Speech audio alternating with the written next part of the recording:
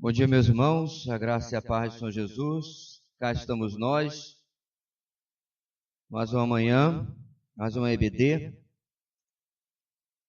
para aprendermos da palavra de Deus e finalizarmos nossa caminhada com esse material da vida centrada no Evangelho.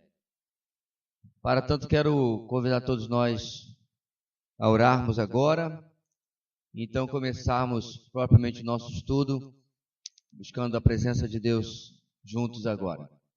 Amém? Vamos orar. Deus querido, agradecemos pela semana, ó Deus, de trabalho, de estudo, a Tua presença, ó Deus, em tudo aquilo que nós fizemos. Agradecemos, ó Deus, pela Tua companhia, nos guardando, nos capacitando nos desafios, nas lutas que nós enfrentamos. Queremos orar, ó Deus, entregando-nos de novo ao Senhor qualquer situação, qualquer pedido de oração que tenha ainda não sido contemplado, resolvido nesta semana que passou. No dia do Senhor, queremos descansar na Tua presença, aproveitar, ó Deus, a comunhão com os nossos irmãos, a comunhão com o nosso Deus, e deixar, como diz a Tua palavra, para cada dia o seu mal, e deixar para esta próxima semana que a Tua soberana providência possa agir sobre tudo aquilo, ó Deus, que ainda esperamos. Abençoa a Tua palavra nesta manhã, que aquilo que vamos ver, ó Deus, estes conceitos sejam arraigados, sejam aplicados à nossa vida pelo Teu Espírito, que Ele nos ilumine e nos ajude a traduzirmos em ação aquilo que o Senhor vem nos ensinando. Essa é a nossa oração, ó Deus, em nome de Jesus. Amém. Muito bem, meus queridos, como os irmãos bem sabem, essa é a nossa última lição. Chegamos então ao final desse material. Para tanto, eu quero pedir que você abra então seu livro aí, na lição número 9, página 60 e... Aqui essa parte assim é a página 73. 73. E nessa lição número 9, nós vamos meditar sobre o tema: o Evangelho nos ajuda a brigar, entre aspas, né? Uma figura de linguagem, um eufemismo, aliás, de forma justa. E assim nós vamos, irmãos, tratar hoje sobre a questão de conflitos. Por que isso é importante, irmãos? Ora, você deve estar familiarizado com o ditado que nenhum homem é uma ilha. Nós vivemos em comunidade, nós vivemos em relacionamento o tempo todo. Quer seja com o cônjuge, com familiares, com colegas de trabalho e com irmãos em Cristo. E assim, muitas vezes em meio a esses relacionamentos que conflitos aparecem. E aparecem quase que via de regra por uma manifestação da nossa natureza pecaminosa. Porque não aceitamos sofrer o dolo, porque não aceitamos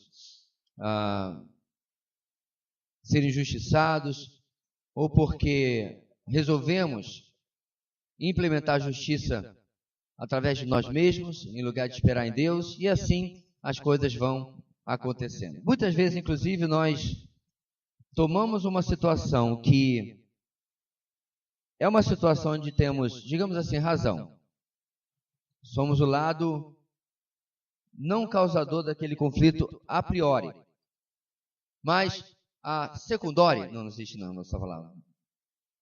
A posteriori é eu que produzo aquele conflito porque eu trato errado aquilo que, em tese, eu teria razão. Ou seja, em ambos os casos, pouco importa se eu tinha ou se eu não tinha razão. O meu procedimento não foi aquele que eu deveria ter diante daquela situação. Então vamos voltar, irmãos, aqui para a nossa lição. O nosso texto hoje vai aparecer lá no meio dela.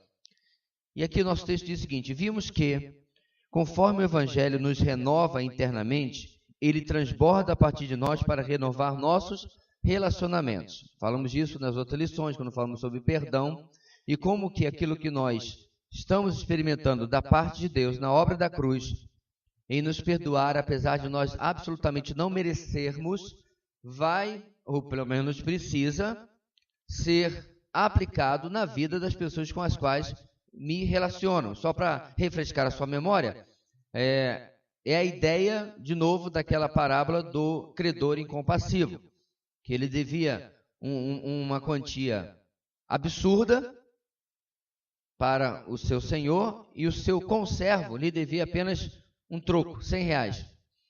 E aí ele é perdoado daquela dívida absurda, mas ele vai e implementa a lei, porque realmente o outro devia, e lhe cobrar 100 reais e lhe mandar prender.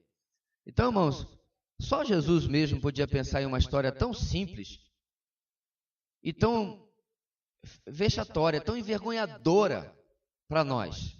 Porque, irmãos, esse é o resumo. Homens, todos pecadores, somos às vezes incapazes de perdoar um pisãozinho que alguém dá no dedo mindinho do nosso pé, mas eu estou chutando Deus há um tempão. E Ele vem me perdoando. E Ele vem aplicando a sua graça, inclusive me ajudando a chegar até o arrependimento, que ainda tem mais essa história dele mesmo agir pelo seu Espírito, nos convencendo, nos levando até o arrependimento. Como a gente viu, então, o Evangelho está renovando os nossos relacionamentos. Nada é mais comum em relacionamento do que o conflito. Se o Evangelho não está influenciando a maneira de lidarmos com o conflito, é bem provável que ele não esteja nos tocando profundamente. Neste artigo, vamos refletir sobre o Evangelho, como o Evangelho nos ajuda a, entre aspas, brigar de forma justa. Ou seja, irmãos, já fica claro que você fazer tipo a oração, Senhor, dá-me uma vida sem conflitos. Ora, para usar de novo a ilustração da cultura pop, prenderam um cara, ficou náufrago numa ilha deserta e resolveu brigar com uma bola de vôlei. Não adianta, gente. Nós somos assim. É algo impressionante. Eu tinha um tio que, quando ia consertar as coisas, alguma coisa dava errado, ele subia numa antena de rádio amador lá em cima. E se ele desequilibrasse, o martelo caísse lá de cima, ele começava a brigar com uma pessoa invisível e que eu nem sei se ele acreditava na existência mesmo. Lá de cima ele começava a gritar, Satanás, eu sei que é você que está me... Mas não vivia a vida religiosa, né, afastado da igreja desde a juventude. Nós somos assim. Não dá para ele culpar ninguém. Ele perdeu o equilíbrio e deixou o martelo cair. Diga-se passar em cima do próprio telhado, ou seja, prejuízo duplo. Né? Tinha que descer, parar o serviço, depois ainda tinha que ter que consertar também a telha que com certeza tinha sido quebrada. Mas ele resolveu o quê? Não é minha culpa.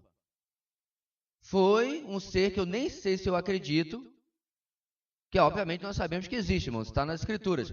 Mas ele nem sei se ele acreditava, foi ele que me fez derrubar o martelo. E assim, nós somos apegados ao conflito. Né? Você já bateu em uma coisa inanimada? Você tocou o seu dedo num móvel, e além da dor, você vai dar outro chute no móvel? O serzinho complicado que Deus criou, que somos nós. Então essa ideia utópica de viver uma vida sem conflito, infelizmente, não faz parte da natureza humana. Pense na briga mais recente que você teve. E quando ele fala de briga aqui, irmãos, ninguém está falando sobre você rolar no chão e sair cheio de hematoma, não, tá? É qualquer discordância, é o famoso bate-boca e tal, né? E eu posso pensar mais recente do que vocês pensam. Na briga mais recente que você teve, pode ter sido um conflito com o seu cônjuge, um familiar, um colega de trabalho ou de escola. Agora, deixe de lado as circunstâncias da discussão, a questão que estava em jogo, como isso fez você se sentir, que estava certo ou errado. Deixe isso de lado e separe um momento para pensar sobre suas ações durante o conflito. Seu comportamento provavelmente se encaixa em uma das categorias que nós vamos ver a seguir. Então veja bem, meus irmãos. geralmente o que atrapalha da gente enxergar aquela situação da maneira como temos que enxergar, são essas coisas que ele falou para você deixar de lado aqui. Por exemplo, se a pessoa está redondamente errada e eu estou quadradamente certo, aí eu vou usar isso para colocar o peso no conflito de que é ele ou ela que está causando isso. Ok? Se nesse conflito eu tenho receio de que eu fiz alguma coisa de errado, o resto do que eu fiz de errado seja descoberto, eu vou colocar isso como maneira de atrapalhar o processo do conflito. Sabe aquela pessoa que vira a mesa? Tá errada e tenta virar a mesa, ver se acha alguma coisa no outro, para poder... mas você... Essa é a frase clássica, viu? Mas você faz assim, assim, assim também, ou alguma coisa equivalente. A gente quer o quê? Nivelar o placar. Quer empatar o placar, porque a gente viu que a gente estava perdendo. Então, repetindo, ele diz, o que eu tenho que deixar de lado? A questão que estava em jogo. Qual é o tema do conflito? Por que a gente está brigando? Como isso fez você se sentir? Esse é muito importante. Porque esse senso, irmãos, de depravação da minha justiça própria é uma coisa que eu vou brigar com unhas e dentes. Eu estou me sentindo injustiçado. Eu estou me sentindo atacado. Eu estou me sentindo humilhado. Ou tudo no feminino também, se você quiser, não importa. E aí eu vou usar aquilo para resolver, colocar o foco do meu conflito. E finalmente ele exemplifica quem estava certo e quem estava errado. Deixando isso tudo de lado, vamos ver a seguir o que a gente vai fazer. Algumas pessoas atacam, elas gostam de estar na ofensiva, valorizam extremamente a justiça, por isso é muito importante para elas apontar quem está certo e quem está errado. E eis alguns sinais para você identificar se você é assim. Agora, antes de nós entrarmos nos sinais, isso não significa que você seja apenas assim. Eu creio que pode haver uma variação em que uma hora você é assim, da outra hora você é da outra categoria, que nós já vamos ver. Mas uma pessoa que costuma atacar, como é que ela lida? Como é que ela procede geralmente? Você lida com a raiva, a frustração, desabafando. Ou seja, falando de tudo aquilo que estava acumulado, falando de tudo aquilo que estava preso, falando de tudo aquilo que estava retido, né, dentro do seu coração, naquela... que às vezes não tem nada a ver com aquela situação. E aí você desenterra o defunto lá de, sei lá quanto tempo atrás, ou de alguma coisa que já está acumulada e você quer o quê? O nome já diz, está abafado, você quer desabafar. Aí isso ajuda muito o conflito. A botar lenha na fogueira, com certeza. Porque às vezes não tem nada a ver nem com o assunto. Não tem nada a ver com perdão, não é uma ferramenta que vai resolver o assunto, mas vai escalonar ainda mais o conflito. Segunda atitude, você defende seu ponto de vista apaixonadamente. E apaixonadamente, às vezes, é elevando a voz, apaixonadamente, às vezes, é até semblante cai, né? E aí já não é a pessoa tão sorridente, agradável, como geralmente é. Esse apaixonadamente, irmãos, pode aparecer na forma de escárnio, de ironia, de sarcasmo, tudo com a forma de enfatizar aquilo que nós queremos. Irmãos, se você está se perguntando se isso aqui é para valer, eu já fiz tudo isso aqui, viu? Para você começar a tentar olhar com outros olhos a sua atitude nos conflitos. Isso aqui é mais humano do que você está pensando. E quando eu digo humano, eu digo é mais retrato de um pecador do que você pensa. Então, se por acaso você está em uma plataforma de mármore etrusco, olhando lá de cima, você aqui diz assim, eu não faço isso aqui. Dá uma examinada direitinho no seu coração. Porque se você está pensando assim, é muito provável que você sublimou aquilo, cauterizou aquilo na sua percepção, mas tem alguém do seu relacionamento que está dizendo assim, fulano faz bem assim. Não deveria estar fazendo isso, né? Porque cada um deve estar cuidando do seu próprio nariz. Mas porque as pessoas às vezes percebem aquilo que eu me nego a dizer, que seja o meu retrato. E aí você quer brigar até a briga acabar.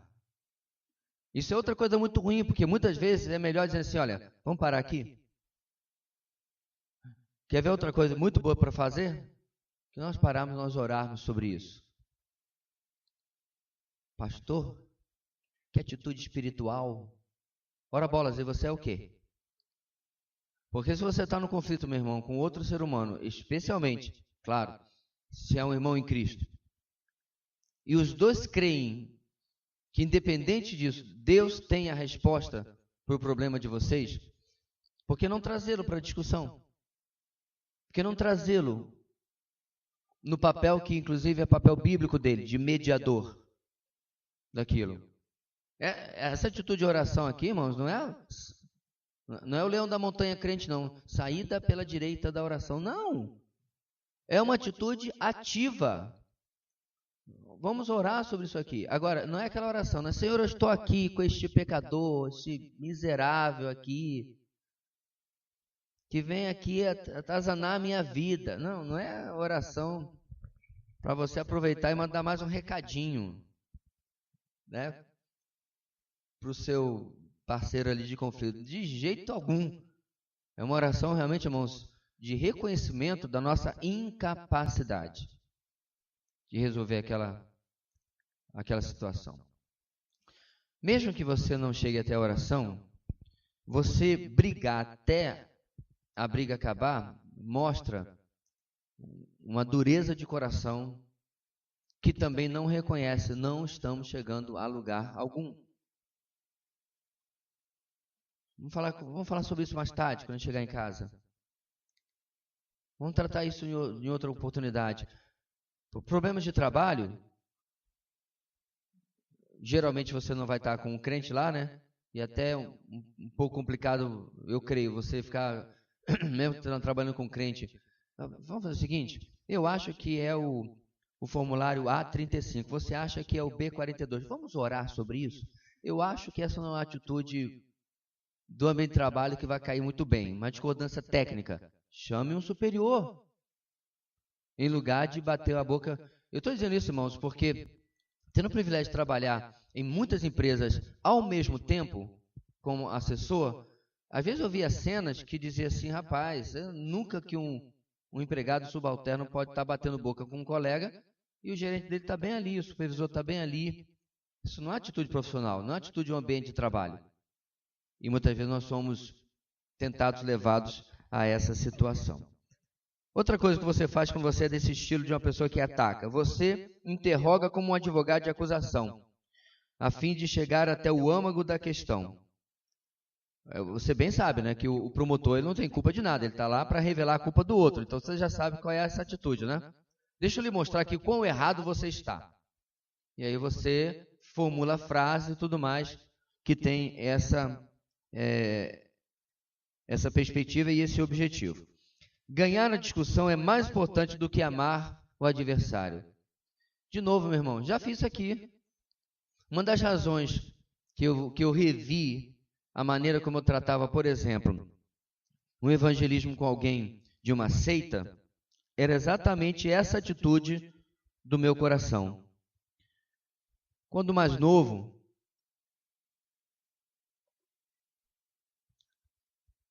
e até com uma desculpa mental de que eu estava defendendo a palavra de Deus, defendendo o evangelho, eu era bastante impiedoso com as pessoas que batiam à minha porta. Eu tinha um colega de trabalho no banco que era de uma seita também. E aí tinha um colega em comum que era ateu. Aquele pessoal, isso na década de 80, né? Sindicalista, gostava de ir para coisa da CUT e tudo mais. Ou seja, era o contrário de mim, já na época. E esse cara dava razão a mim. Eu adorava. É como se estivesse ainda uma plateia. Para agir ainda mais errado do que eu agia com aquele colega, no caso, ele era testemunho de Jeová. Quando aquele ateu dizia assim, olha, eu não acredito em nenhuma dos dois lados, mas eu acho que o João Versito está defendendo tem mais lógica. Nossa, até o ateu Do gerente ao ateu, todo mundo sabe que sou eu. E essa atitude, meus irmãos, não tem um grama de amor. Nada. Absolutamente nada. Sinceramente, é capaz de que a criatura se converte e ainda dizer, mas já se converteu? A gente estava tão bem aqui, né? Eu estava arrasando meus argumentos. Porque o objetivo de um debate, mesmo sobre coisas espirituais e às vezes sobre teologia, se seu objetivo é apenas ganhar, nem entre, nem converse, nem evangelize, entre aspas, porque a motivação está a pior possível. Último ponto aí dessa página, você vira a discussão para focar na outra pessoa, mesmo quando o foco inicial era você. Aquele velho truque que eu chamei agora há pouco de virar a mesa, né? Você aponta os defeitos da outra pessoa, você parte para o que a gente chama do ad hominem, em lugar de tratar o problema em si. O que é a expressão, irmãos, ad hominem, do latim? Na prática, quando eu estou perdendo uma argumentação, quando eu estou perdendo um debate, eu largo a bola e vou para o corpo do camarada. Eu largo a ideia que está sendo debatida e eu começo a atacar o debatedor. Eu largo o problema que estávamos em conflito e começo a atacar a pessoa com quem eu tenho conflito. Isso é o argumento ad hominem. Isso é um argumento de desespero. Estou perdendo o negócio, então, certo? Aí eu parto para esse lado. Isso é interessante, irmãos. Eu assisti na internet o debate do Richard Dawkins, que é, como vocês devem ter lembrado do nome que o professor Adalto mencionou na conferência. O Richard Dawkins é o guru dos ateus hoje em dia, apesar de, cá entre nós, ele ser extremamente fraco e inepto para o que ele se propõe, sendo apenas um biólogo, querer propor coisas até do ponto de vista filosófico sobre a suposta inexistência de Deus. Mas o Alistair McGrath, que é um teólogo, eu acho que ele não é inglês, eu acho que ele é irlandês ou escocês, alguma coisa assim. Tem um vídeo já de alguns anos atrás, os dois estão bem mais novos, deles debatendo. Irmãos, que exemplo. No melhor cavalheirismo britânico, não houve uma única interrupção. Nenhuma. Ouvia o outro e geralmente começava sua frase assim, muito boa perspectiva. Eu achei até repetitivo a introdução da contra-argumentação de cada um, porque os dois falavam isso. E o Alistair McGrath dizia, muito boa sua perspectiva. E eu entendo que, e ele também não dizia assim, um porém sarcástico, como dizendo assim, está tudo errado, deixa eu lhe mostrar aqui o que está certo. Em outras palavras, meus irmãos, os dois ficaram no campo das ideias. Dois estranhos, em tese, inimigos, opositores. Um cujo único, naquela época ele não era tão radical assim, hoje ele ainda mais, o único objetivo é atacar a fé cristã. Richard Dawkins teve que engolir as palavras agora recentemente, uma vez que a Inglaterra está sendo, a Europa, né, subvertida pelo avanço islâmico. E eu não estou exagerando, em 30 a 40 anos, se alguma coisa não for feita, a Europa será um país de maioria islâmica. É simples, o britânico está tendo 1,2 filhos por casal. Enquanto que o muçulmano tem 5, 6, 7, 8, às vezes com mais de uma mulher. É só você fazer a matemática. É uma simples questão de crescimento demográfico. E quando você tem a maioria dos votos, você faz a maioria dos políticos, e aí você já sabe onde nós vamos acabar. E aí o Richard Dawkins teve que engolir as palavras. Sabe o que ele falou? O cristianismo, eu estou parafraseando do inglês, é a última barreira para o avanço do islamismo. Rapaz, isso daí deve ter saído rasgando nas costas vocais dele para ele poder falar um negócio desse. Porque quando ele se refere ao cristianismo, ele sabe que o cristianismo verdadeiro, ele não é intolerante. Ele não ataca os seus inimigos. Ele cria uma atmosfera onde os seus opositores ideológicos podem sobreviver, mas que preserva as liberdades individuais. Pelo menos o cristianismo verdadeiro, não as caricaturas que a gente já viu na história da humanidade. Bem, então, nesse debate, só voltando atrás aqui nossa lógica, havia esse respeito. Às vezes, meus irmãos, não encontramos esse respeito, às vezes, nem entre cônjuges, entre pais e filhos, entre irmãos, e assim por diante. Quando você está tratando um problema simples como uma toalha que é jogada no chão do quarto, e alguém diz assim, já não falei, não deixa essa toalha no chão. Aí o outro já começa a argumentação dizendo, pois é, mas você deixa a sua cueca lá no banheiro. O que tem a ver uma coisa com a outra?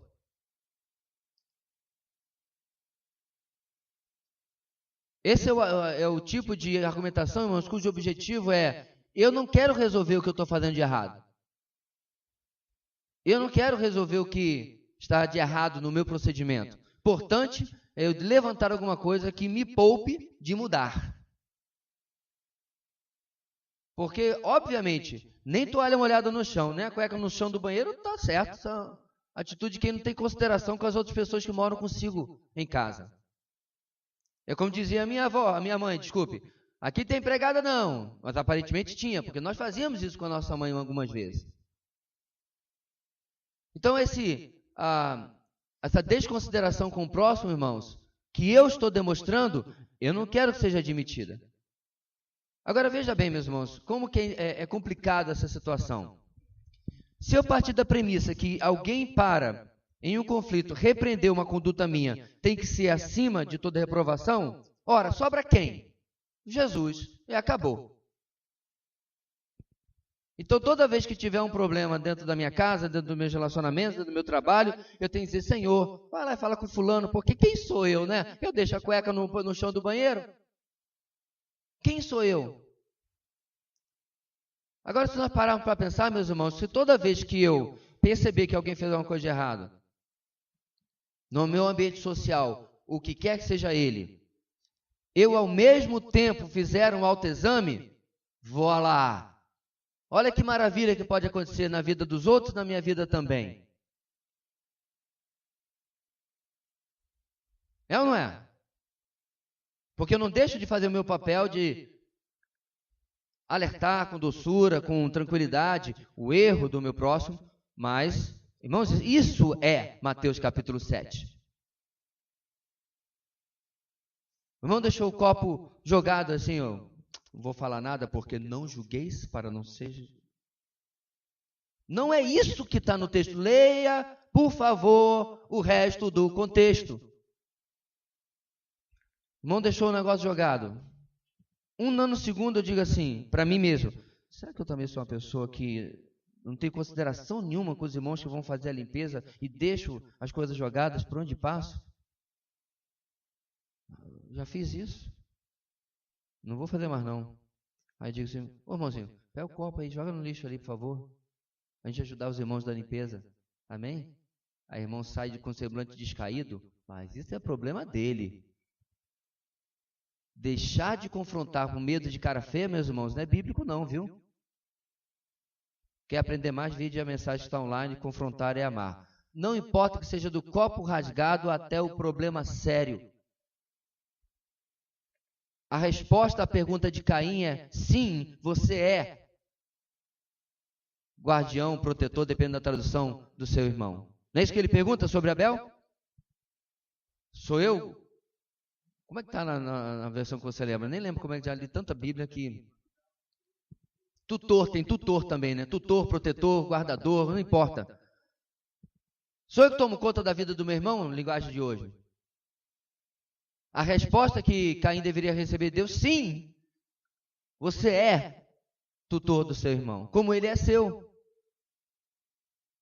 E quando essas noções, meus irmãos, começam a cair por terra, é que nós chegamos aí na sociedade que estamos hoje, dessa pós-modernidade, onde o camarada pode fazer o que ele quiser, que está tudo certo. Absolutamente tudo está certo, porque quem sou eu, né? Cara tão errado como eu, quem sou eu para poder chamar a atenção de alguém em qualquer área da sua vida? E eu não estou me referindo, irmãos, a gostos, tá? Se alguém quiser usar uma calça laranja de bolinha roxa, não é isso que eu estou falando. Estou falando sobre princípios, sobre comportamentos que contradizem não às vezes apenas as escrituras, mas no mínimo o bom senso. E assim as pessoas ainda prosseguem. Diga, Gustavo, mas precisa de um microfone, não tem não, né? Então fala aqui. Com a ótica do amor, onde o cristão ou o cristianismo tolera e onde ele não tolera, onde ele deve ou não tolerar? Não é uma resposta, uma pergunta para uma resposta de 5 minutos, mas em tese, ou pelo menos mudar aqui a frase, mas em resumo, a tolerância, meus irmãos, está naquilo que é opinião pessoal. Acabei de falar. O Gustavo, a partir de hoje, resolveu que cores, esse negócio de cor combinando é uma coisa opressora, não tem nada a ver. Alguém inventou isso aí. Então, a partir de agora, ele vai vir, né? Rosa com verde, passando a mangueira, enfim. Ele vai abandonar isso. Rapaz, todo mundo tem o direito de andar ridículo, né? Como quiser, né? Não tem problema nenhum. E teve uma pessoa que me perguntou se o crente, uma menina crente, podia raspar a cabeça. Eu falei, raspar, que nem aquela Sinéad O'Connor, aquela cantora? Raspar. Como é que chama? Estilo nazi mesmo, né? Eu falei, olha, as mulheres vivem gastando bilhões para manter o cabelo do jeito. Ela resolveu se libertar disso aí. Agora, isso é gosto. Eu posso até dizer se uma pessoa do meu relacionamento, a minha opinião, que eu não acho que fica bem para uma mulher desse tipo de ausência de corte, né? Não posso nem chamar de corte, porque não tem mais o que cortar. Mas isso é opinião. Agora, o problema, irmãos, é que a nossa sociedade e algumas igrejas quer que nós sejamos tolerantes com o pecado. Aí, por exemplo, outro dia o camarada botou no Facebook que, eu não lembro muito o texto não, mas ele estava questionando pastores recasados do segundo, terceiro. Tem um pastor no Rio de Janeiro que ele está recasado pela terceira vez e pastoreia as 2 ex-mulheres. Que lindo, né? Você entendeu? Ele estava no ministério, ele se divorciou a primeira vez e casou de novo. Aí a ex-mulher passou a ovelha. Apenas agora, não é mais o esposo do pastor. Aí ele divorciou, se casou de novo. E aí agora a outra também passou a ser apenas ovelha e ele está com a terceira. Quer que eu coloque a cereja no bolo? É uma igreja batista. Rapaz, a patrulha do não julgueis não levou 5 minutos para aparecer. E fica pior. E o pessoal da frase feita, né? É melhor do que viver infeliz. Não, irmão, é melhor viver infeliz do que desobedecer a palavra. É um absurdo a maneira como as pessoas estão pensando e racionalizando hoje. Aí, obviamente, quem colocou qualquer coisa favorecendo o post, adivinha qual foi o nomezinho que recebeu? Você tem uma nota. Qual é a música? Você acabou de falar. Intolerante. Em Ré maior. Qualquer pensamento, irmão, que você seja contrário ao pecado de alguém, você é intolerante. Olha, vamos tratar, por exemplo, uma questão que o pessoal vive dizendo que crente odeia. Gay. Eu nunca destratei, nunca xinguei, nunca briguei, nunca fiz cara feia para um monte de conhecido meu. Amigo eu não tenho. Se quiser chamar, meu irmão, colega de trabalho de amigo, aí tudo bem. Essa categoria de amigo é bem ampla, né? Mas amigo é quem anda comigo. Mas eu tenho colegas, conhecidos. Nunca deixei de cumprimentar, nunca deixei de perguntar, e aí, como é que você está? Nada. Mas, quando eles sabem, ou alguém sabe que você discorda do comportamento, você é intolerante. Então veja bem, olha só, no mesmo caso, De uma mesma pessoa, você é tolerante e você é intolerante. Você é tolerante porque aquele é um ser humano feito à imagem de Deus, para quem o sacrifício da cruz pode também ser eficaz, com absoluta certeza. E existem inúmeros casos de pessoas que estavam não apenas nesse pecado, ou em diversos outros, tais como nós estávamos também e fomos resgatados. Foi ou não foi? Mas você não tolera o comportamento, a opção, a ideologia por trás daquilo que ele defende. Essa é a diferença. Biblicamente, isso é amor. O problema, meus irmãos, é que o pessoal só quer o Jesus do Sermão do Monte. O Jesus da passagem lá em Lucas dos ais, lembra disso? Ai de vocês, fariseus hipócritas. Meus irmãos, a Bíblia nos ensina que você pode ser verdadeiro e amoroso ao mesmo tempo. As pessoas só querem ser uma coisa ou outra. Só quer ser amoroso e para isso você tem que ocultar a verdade, tolerar o erro. Ou você vai ser verdadeiro, aí para eles você vai ser intolerante, você vai ser preconceituoso. Não, a Bíblia diz que você pode ser os dois. E o mesmo Jesus é o Jesus limpando o templo. É aquele que mostrou o seu amor pela verdade, não tolerando o pecado que eles estavam fazendo de não apenas vender dentro do templo, que já seria um absurdo, mas vendendo o quê? Animais indignos para o sacrifício do templo. Assim, meus irmãos, esse é o desafio do Evangelho. Não abrirmos mão da verdade, mas ao mesmo tempo amarmos as pessoas. Aí você tem que se questionar, você está amando mesmo? Porque é interessante, irmãos, que a verdade ela é bem mais mensurável. Sim, sim, não, não. Está de acordo com a palavra? Essa é a verdade. Agora, o amor é um tantinho diferente. Se eu proceder da mesma maneira com todos vocês, dezenas de pessoas, e depois você entrevistar um por um e perguntar assim, você acha que o pastor agiu com amor? Alguns vão dizer, sim. Outros vão dizer, podia melhorar. Eu agi da mesmíssima maneira. Sabe por quê, meus irmãos? Porque o nosso amor, não tem nada a ver com o tema, mas vale a pena destacar aqui, ele tem que aprender a ser moldado às necessidades, à percepção, ao caráter da pessoa amada. Se você amar os seus filhos da mesma maneira, alguém vai ficar faltando, vai ficar em falta nessa história. Porque eles não são iguais. De maneira alguma. E eu não estou me referindo que você deve ser mole com um e durão com o outro. Não. Você tem que saber como que você precisa fazer para o seu filho perceber que você o ama, ainda que você estabeleça a lei e a ordem dentro da sua casa. Ninguém está falando para você transigir o que é certo e o que é errado, não. Então, meus irmãos, tudo isso vocês percebem que a grande fonte da dificuldade de resolver conflitos, a fonte dessa dificuldade sou eu. Neste caso aqui, que a gente viu até agora, quando eu tenho esse perfil de atacar, todas essas ações, atitudes, vão acontecer comigo. Na página seguinte, na 74, nós temos no outro extremo, estão as pessoas que recuam. Como eu disse, isso não precisa ser necessariamente alguém é só assim ou alguém é só do outro lado. Você pode estar de uma maneira ou de outra em circunstâncias diferentes da vida. Aqueles que têm essa tendência estão quase sempre em posição de defesa. Elas tendem a evitar ou desconsiderar o conflito e, quando pressionadas a discutir, respondem com um silêncio sombrio ou uma passividade apática.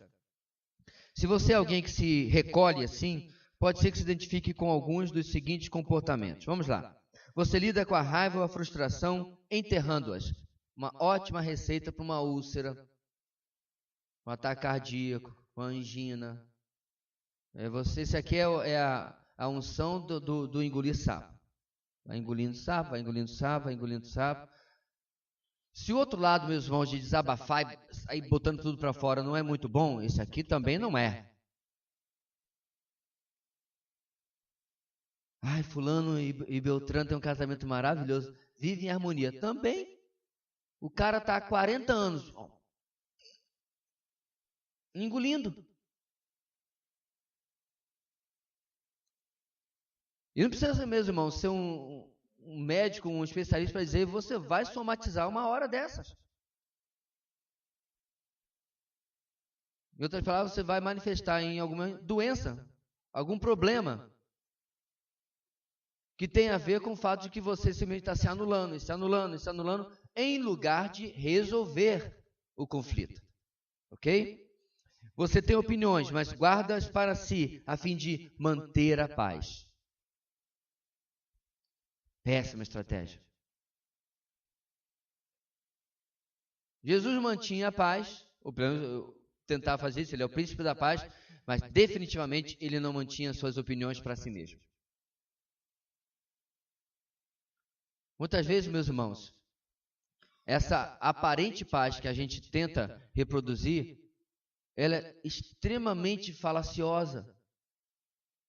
Por quê? Nós estamos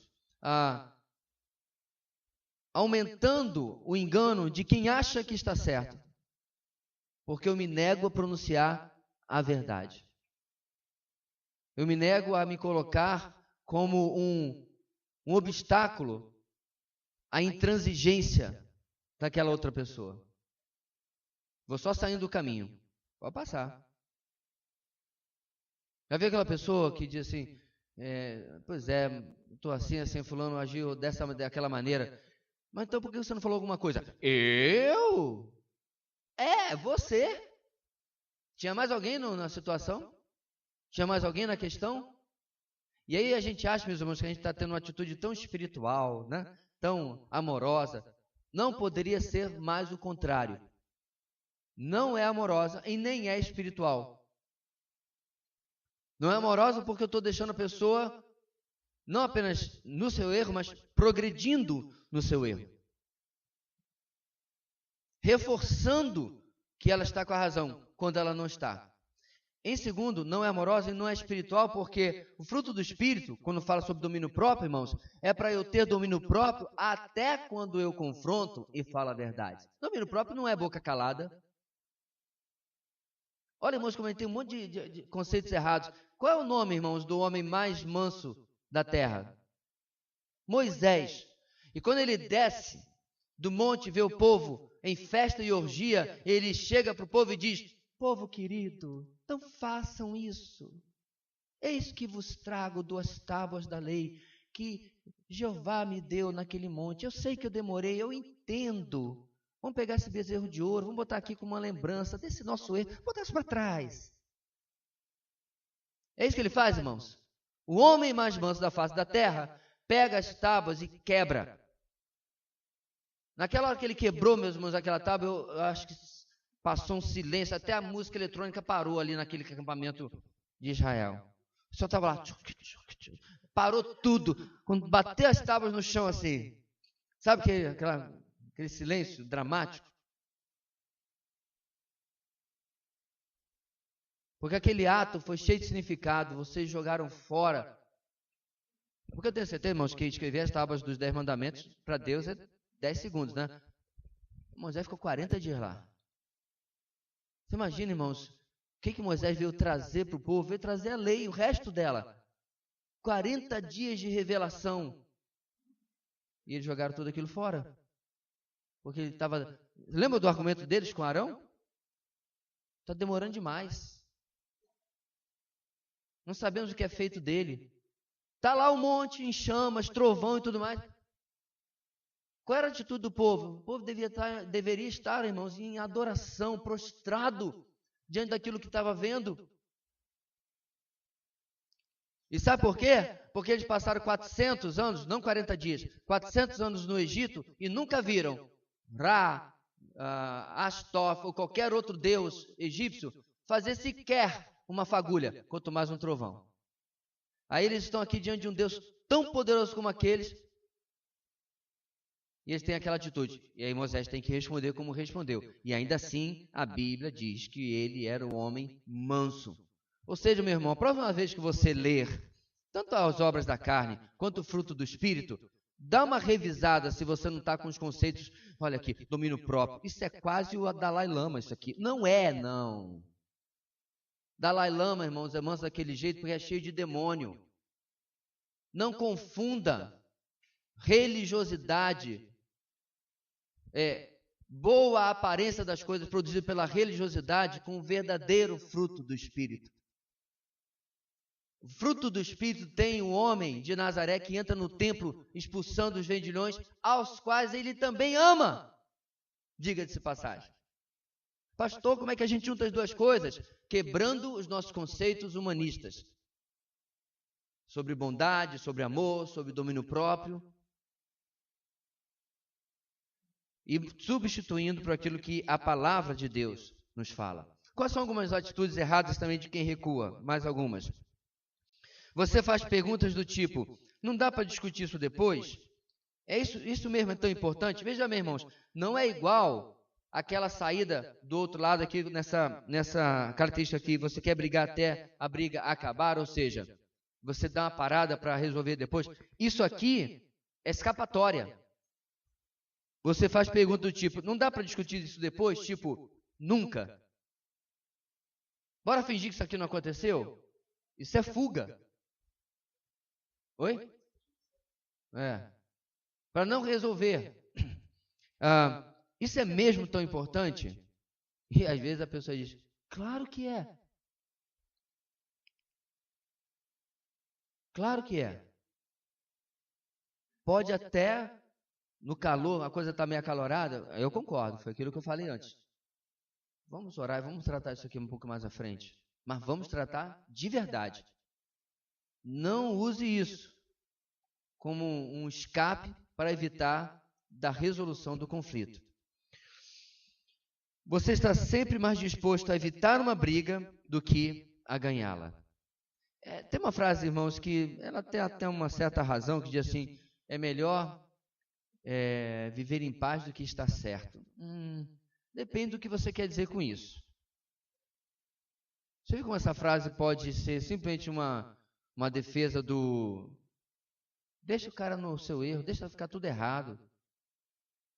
Nós precisamos encontrar, meus irmãos, um meio termo entre o ataque e a omissão, de sentar e se resolver as coisas. Até porque, via de regra, tal nível de conflito geralmente acontece entre pessoas adultas ou quase lá. Porque se, por exemplo, o adolescente quer ser tratado como adulto, ótimo, comece também na sua resolução de conflitos. Sente para conversar com o seu colega, sente para conversar com o seu irmãozinho na igreja e resolva esse problema. Agora, nós que somos realmente adultos, irmãos, é parte da nossa maturidade, em lugar de tomar todas essas atitudes erradas, é sentar e resolver da maneira apropriada. E, finalmente, às vezes, durante uma discussão, você sai para tomar um ar. É a pessoa que deixa o outro falando sozinho. Para efeito dramático, né? Às vezes até bate uma porta. Então, não resolveu nada. E a sujeira está se acumulando embaixo do tapete. Está sendo varrido.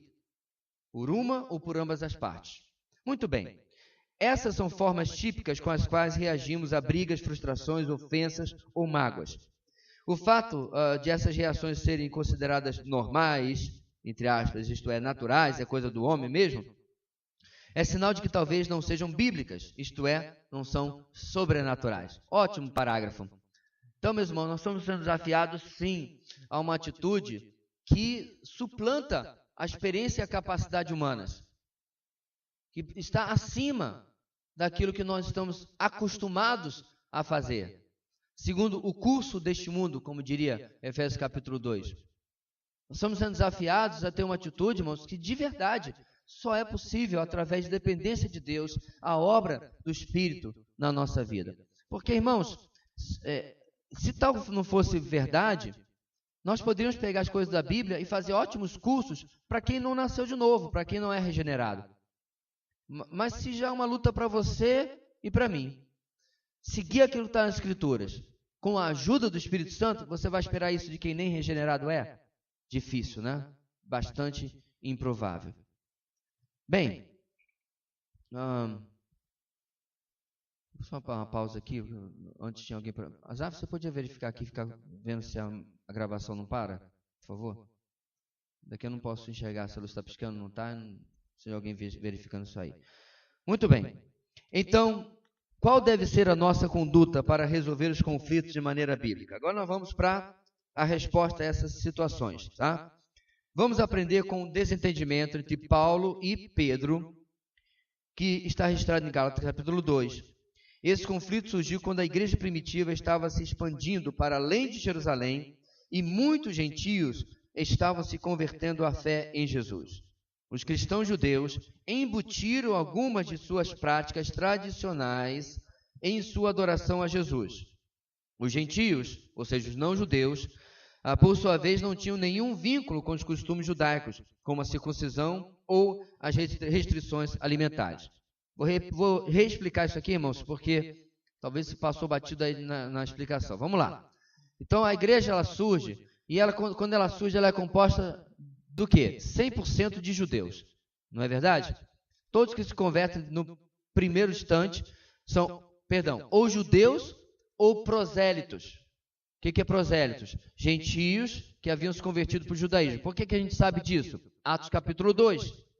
Atos capítulo 2, você tem na festa do Pentecostes uma massa judaica e um grupo de gentios que havia se convertido ao judaísmo. Eles eram tratados como judeus aos olhos dos judeus. Converter ao judaísmo, tá beleza. Tá? Lá você tinha gente de origem grega, fenícia e assim por diante. Então, quando Pedro prega em Atos 2... a massa que se converte tem a tradição judaica como sua cosmovisão. E aí, o evangelho começa a se expandir para não-judeus, para os gentios. E aí começa, meus irmãos, um conflito de opiniões. Para os judeus, para seguir a Cristo, você tinha que manter os costumes judaicos. E os gentios, que nunca, isso que o texto está dizendo, nunca aprenderam o que é ser judeu, disseram, mas isso não faz sentido. Porque não está no escopo do evangelho. Não existe o evangelho que leva junto, tem que ensinar como ser judeu. Ok? O evangelho é o evangelho, não precisa de mais de judaísmo. Ele rompe com a antiga aliança. E aí começou os conflitos, inclusive é um dos temas do primeiro concílio da igreja, o concílio de Jerusalém, que está em Atos da igreja, Atos dos Apóstolos, né? O primeiro concílio da igreja. Muito bem.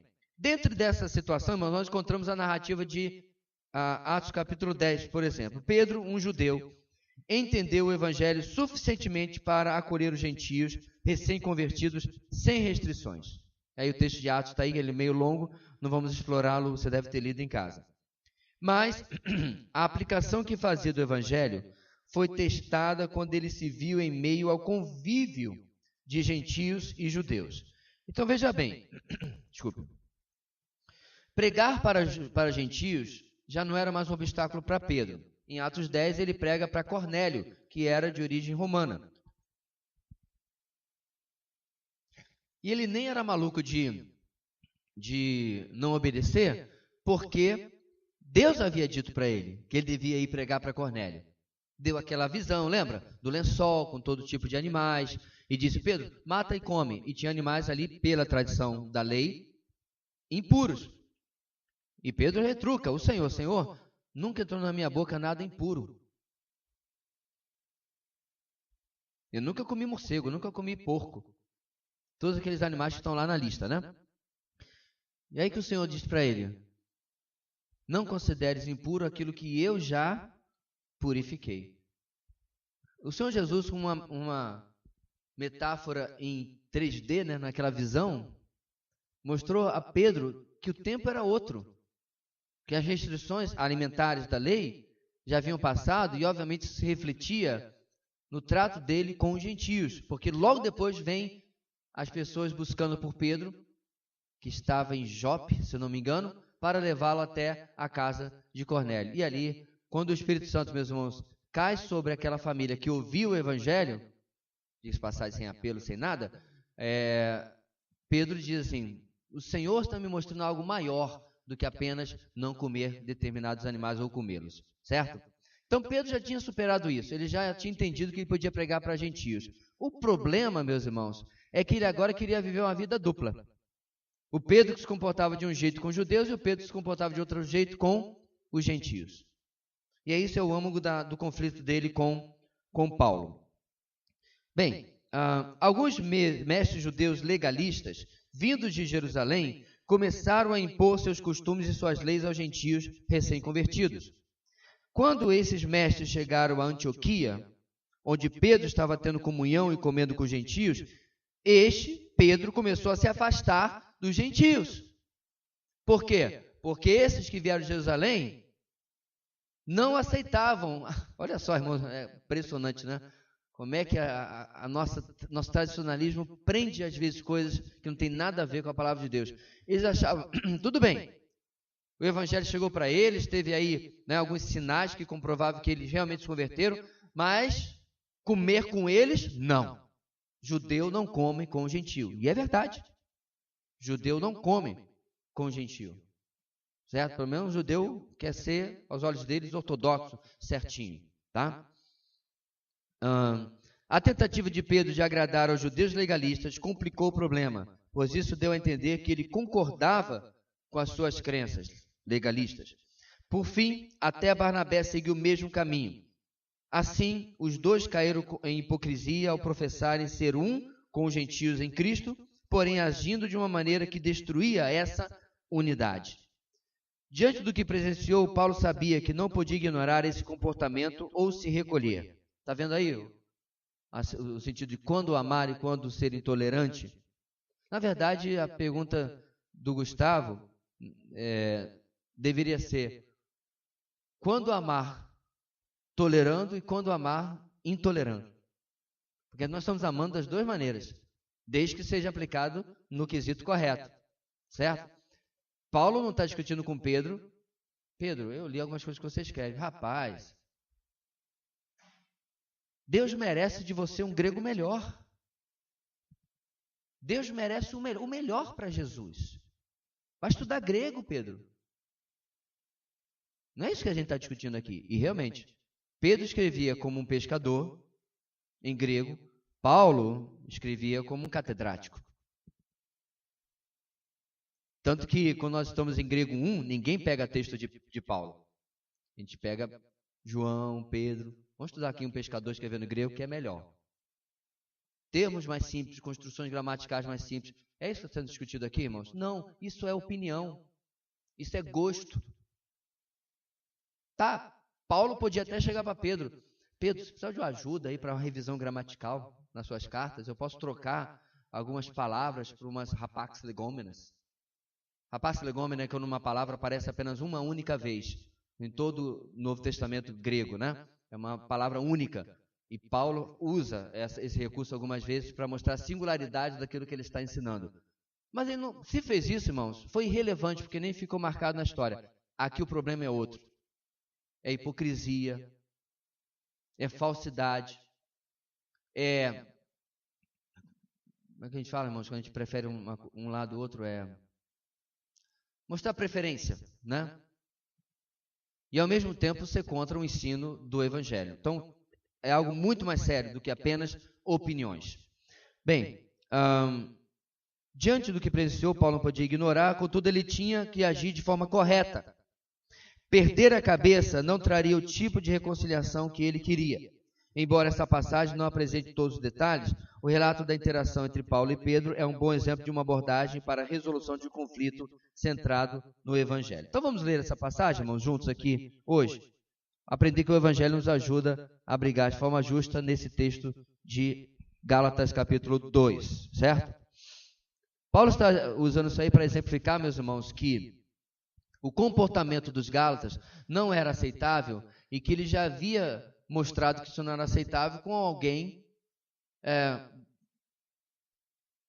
muito mais, como eu diria, relevante, sim, mas muito mais significativo, que é um apóstolo. Ou seja, eu não tenho uma regra com vocês e outra com meu colega apóstolo. A regra do Evangelho vale para os Gálatas, que ele está repreendendo aqui nessa carta, porque estavam tendo atitudes judaizantes, e vale para vocês também. Desculpe, e valeu para Pedro também. Vamos lá, irmãos, juntos? Quando, porém, Pedro veio a Antioquia, enfrentei-o face a face, por sua atitude condenável. Pois antes de chegarem alguns da parte de Tiago, ele comia com gentios.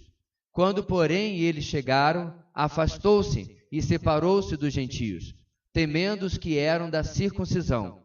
Os demais judeus também se uniram a ele nessa hipocrisia, de modo que até Barnabé se deixou levar.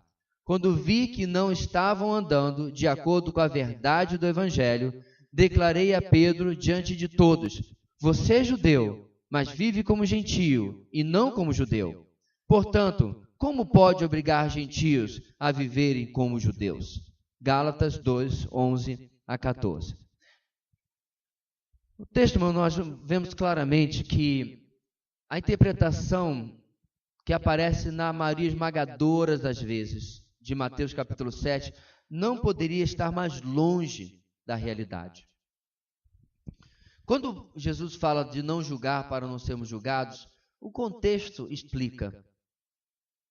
O contexto explica que está se referindo a uma coisa completamente diferente. Vamos supor que eu seja um mentiroso de colocar Pinóquio envergonhado. E aí eu vejo que o Max chega assim e diz assim, cheguei atrasado e aqui, sei lá, é o trânsito. Aí ele está falando isso para alguém que não conhece Boa Vista. Aí diz assim, rapaz, cheguei atrasado por causa do trânsito. Aí eu chego assim, Max, rapaz, que trânsito, rapaz, mora em Boa Vista. E trânsito é esse, que engarrafamento é esse que você pegou? E aí o Max sabe, por A mais B, que eu sou esse cabra mais falso que nota de R$3, que mente que não sente, como diziam os antigos. E eu estou aqui confrontando sobre algo que até podia ser verdade. Vai que teve um acidente grave, fechou, né, uma avenida e não conseguiu passar. Isso realmente acontece mesmo na nossa cidade, tá? E aí ou teve uma manifestação de quem não tinha nada que fazer no dia de trabalho, e ele ficou preso e não conseguiu passar. E eu, um mentiroso de 5 estrelas, estou aqui questionando. É isso que Mateus 7 está falando. Não tem nada, meus irmãos, a ver com ter uma opinião contrária aos outros. Não tem nada a ver com você mostrar biblicamente que algo não procede com a verdade. E, obviamente, não tem nada a ver com aquilo que Paulo está fazendo aqui em relação a Pedro. Observe, irmãos, então, como que Paulo realiza o confronto com Pedro. Paulo se aproximou de Pedro publicamente. Ele não evitou Pedro, não fofocou a respeito dele, nem tentou intimidá-lo. Ele confrontou indo diretamente à pessoa com quem ele estava em conflito. Nesse caso, o confronto foi público. Nem sempre isso é necessário, mas como o pecado era em questão era público, ele tinha consequências graves, Paulo certificou-se de que o confronto era apropriado à situação. Irmãos, isso tem sido objeto de debate entre muita gente. Mas eis aqui, irmãos, algumas questões que eu vejo que são tranquilas e deve ser uma convicção nossa. Então eu vejo que meu irmão Sinfrônio pecou, certo? Quem sabe disso? Eu. E só eu. E aí eu reúno a igreja, chamo o irmão Sinfrônio aqui à frente. Irmão Sinfrônio, eu quero aqui falar diante da igreja que eu sei que o irmão fez isso. Essa atitude, irmãos, é desnecessária. Ela provoca mais dano do que benefício. Porque agora, uma multidão de gente que não sabe os detalhes, não sabe em que pé essa situação está agora, está tomando conhecimento da situação de sopetão assim, né, sem nenhum preparo, quando na verdade a questão tinha que ser tratada entre eu e o meu irmão. Aqui. Certo? Deixa eu dizer uma coisa para vocês, meus irmãos. Em 14 anos da videira, Graças a Deus nós não tivemos muitos casos de disciplina. Graças a Deus. E não é porque nós nos negamos a disciplinar, de maneira alguma. Mas há muitos anos atrás, lá na pré-história da igreja, nós tivemos um caso de adultério que absolutamente ninguém ficou sabendo. Quantas pessoas sabiam? 3. O casal e a pessoa em questão. Tratei com o casal, nem minha esposa ficou sabendo. Tratei com o casal, reuni-me com eles algumas vezes, os acompanhei. Dei todas as orientações: você vai sair do seu emprego, você não conviver mais com essa pessoa, você vai pedir perdão a essa pessoa pelo seu procedimento, porque você sabe exatamente o que você está fazendo. Não que a pessoa não saiba, mas você é o cristão da história. Todo acompanhamento foi dado, o casamento persiste, graças a Deus, até hoje, está tudo bem. Conflitos normais de qualquer casamento, mas estão bem. Por quê? Porque Deus agiu num problema, o problema foi tratado biblicamente e foi resolvido. Agora, nós já tivemos aqui mesmo, no final da EBD, 2 ou 3 assuntos, e que nós tratamos publicamente, porque era público. Então, essa questão, meus irmãos, tem a ver sempre com quem está envolvido nessa situação. É algo notório? É algo conhecido ou não?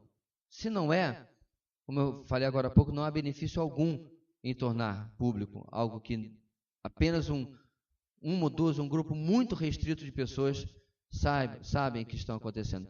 Hoje em dia, provavelmente, a equipe ministerial nem existia ainda.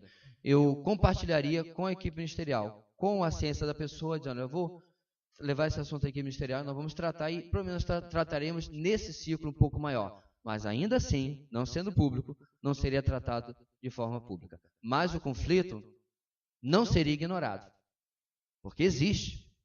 O problema é real, ele não é fabricado, ele não é fictício. Ele iria, com certeza, ser resolvido. Então, Paulo, meus irmãos, nessa questão que estava lá, inclusive, eu creio que perturbando os irmãos gentios que estavam ali. O que aconteceu com Pedro? Até há pouco ele era uma pessoa, agora é outra. Até há pouco ele andava com a gente, sentava com a gente, ia na nossa casa, agora não vai mais, só fica com o pessoal que veio de Jerusalém. E eles não eram tolos, meus irmãos, eles sabiam muito bem qual era a cultura, o pensamento, a cosmovisão judaica. Então a atitude de Pedro ficava clara para aquelas pessoas. Qual é o segundo passo que ele tomou? A motivação de Paulo não foi autodefesa ou interesse próprio, mas a defesa do Evangelho. Vi que não agiam corretamente conforme a verdade do Evangelho. O finalzinho ali que eu botei, inclusive, em azul. Não estavam andando de acordo com a verdade do Evangelho. Irmãos, quando eu li essa frase, eu fiquei lembrando daquilo que a gente tem falado 1 milhão de vezes. Evangelho não é apenas a conversão. Evangelho é o caminhar, é o caminho.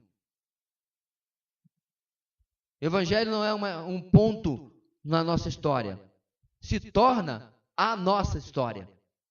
E assim, você começa a entender o título de livros, meus irmãos, que diz, por exemplo, o Evangelho no trabalho, no ambiente de trabalho. Lembra desse livro? Leitura Fiel? O Evangelho vai se aplicar, meus irmãos, a toda a nossa vida. A todas as áreas, indiscriminadamente. Então, meus irmãos, esse segundo ponto mostra que a motivação e o objetivo de Paulo não era em absoluto a verdade de Paulo. É porque, Pedro, você está me incomodando, Pedro. Pedro, a sua atitude está fazendo os outros judeus olharem torto para mim. Não era essa a questão. A verdade estava acima de todas as coisas. Agora deixa eu dar uma pausa aqui, meus irmãos. Não é a verdade porque eu sou, o guardião da verdade. Tenho até uniforme de super-herói e tudo. Não! Irmãos, quando nós lidamos com a verdade de Deus, nós temos que entender que ela é algo extra nós.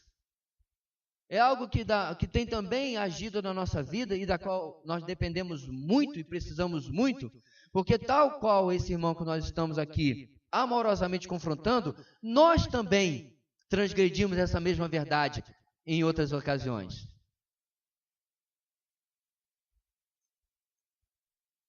É literalmente o roto tentando ajudar o mal vestido. Não tem um ditado que diz, quando um está errado, o outro falando do mal vestido. Sim! É o faminto ajudando o esfomeado. Porque mesmo que nessa situação que nós estamos resolvendo esse conflito, eu já fiz um autoexame, eu já vi que nesse ponto, graças a Deus, eu não tenho nada para acertar, ou se tenho, já me comprometo a acertar. Ainda assim vou confrontar o outro.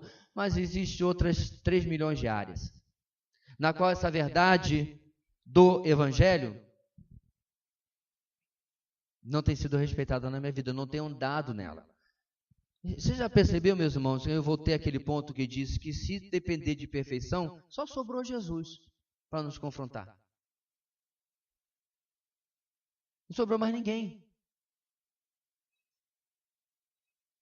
Porque tal perfeição de vida nós não vamos encontrar em absolutamente ninguém. Não, pastor, mas tudo bem, perfeição não, mas pelo menos eu espero que a pessoa seja alguém que reconheça os seus erros, que não viva em hipocrisia. Meu amado, se você nunca teve um momento de hipocrisia na sua vida, eu quero que você seja meu discipulador, porque tu é o cara.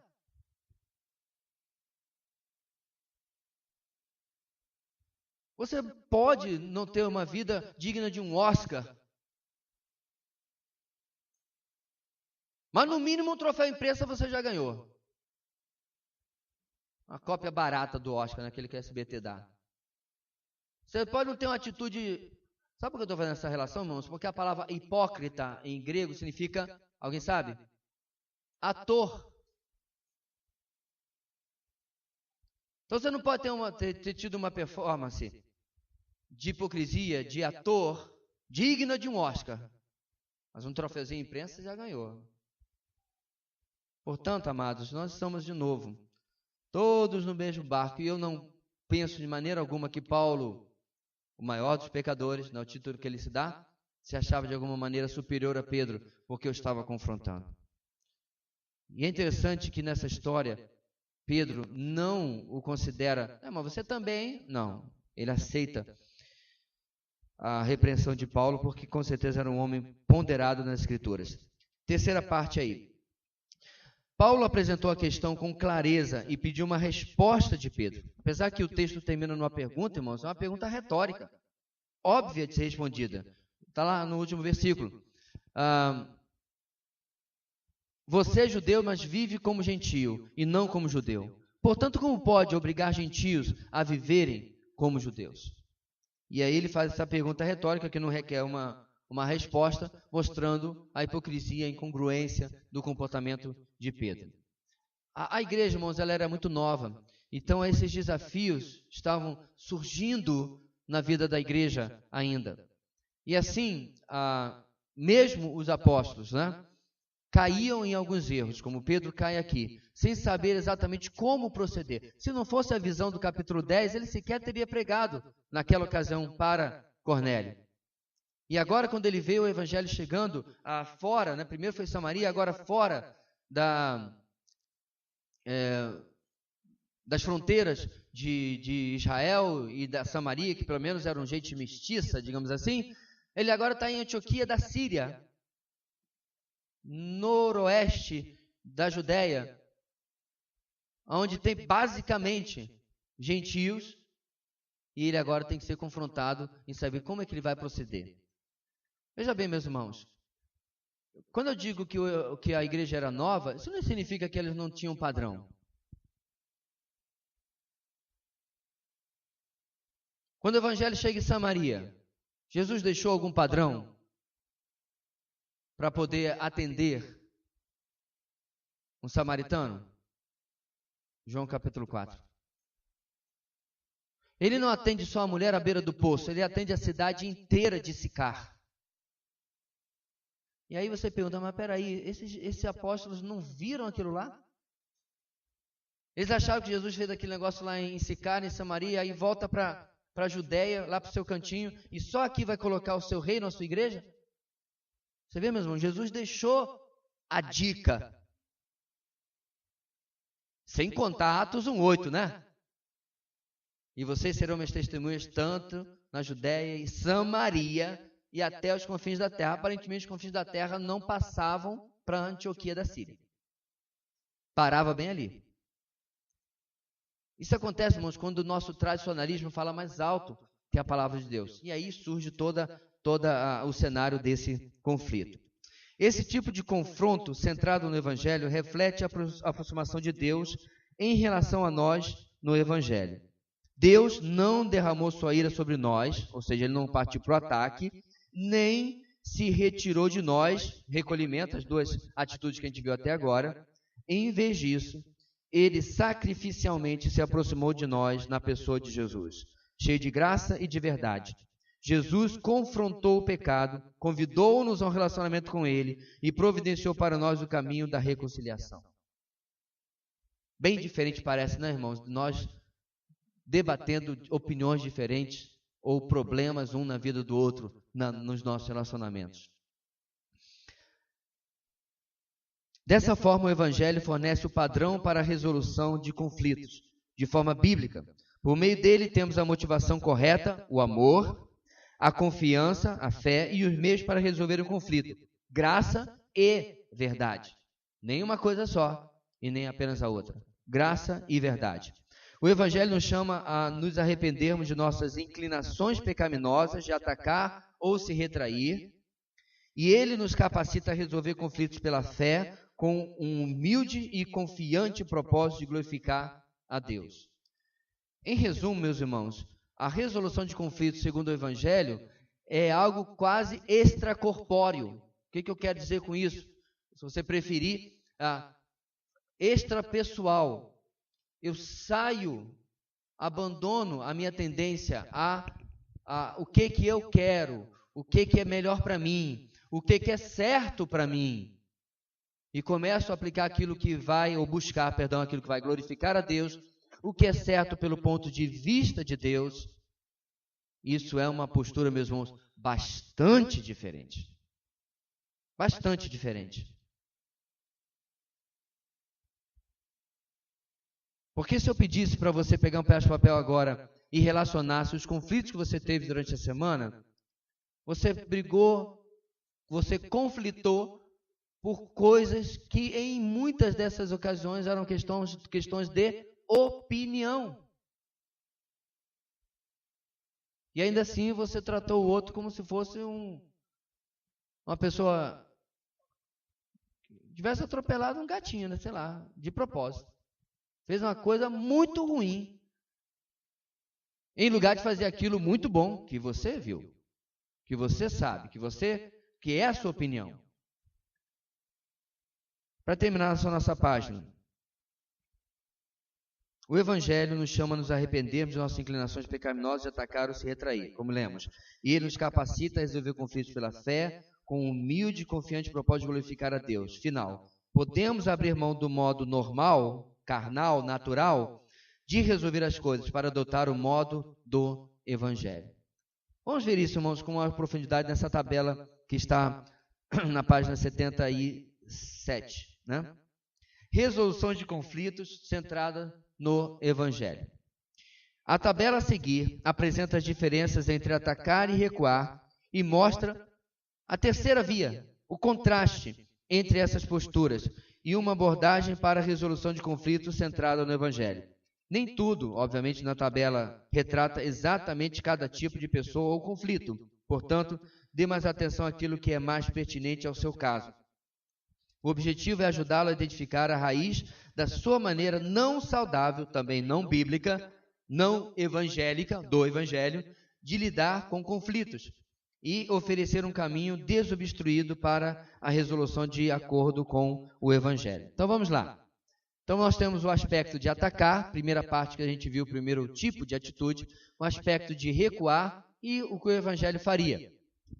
O que está no meu coração? Quando eu ataco, eu quero a minha justiça, o que eu acho que é correto que seja feito. Justiça própria. Recuar.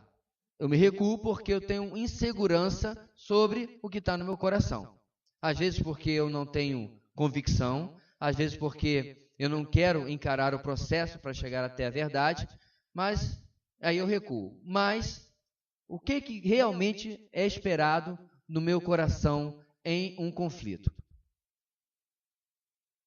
Não é exatamente o que nós vimos, irmãos, em outros estudos, nas outras unidades? Arrependimento e perdão.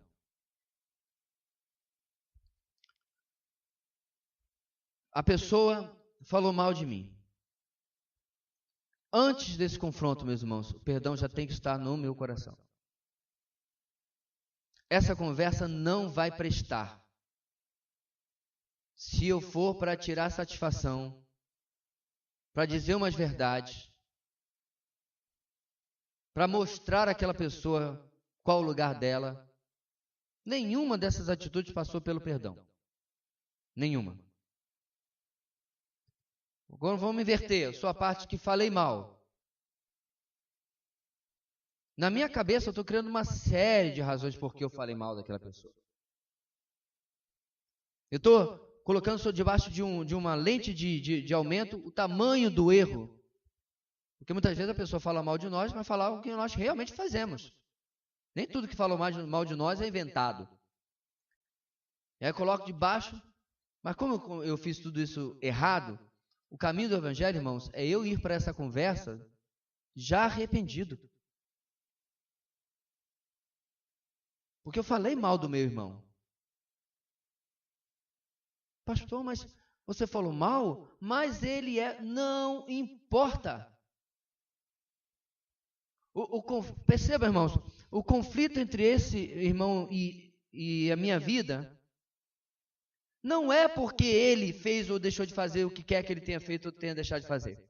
O conflito é porque eu falei mal dele. Este é o problema. E assim, eu tenho que tratar nesse conflito esse problema. Vamos supor que nessa conversa, irmãos, eu fui arrependido porque fofoquei do meu irmão. Ele já veio disposto a me perdoar e a gente conversa aqui. Sabe o que pode acontecer? E muito provavelmente vai acontecer disso?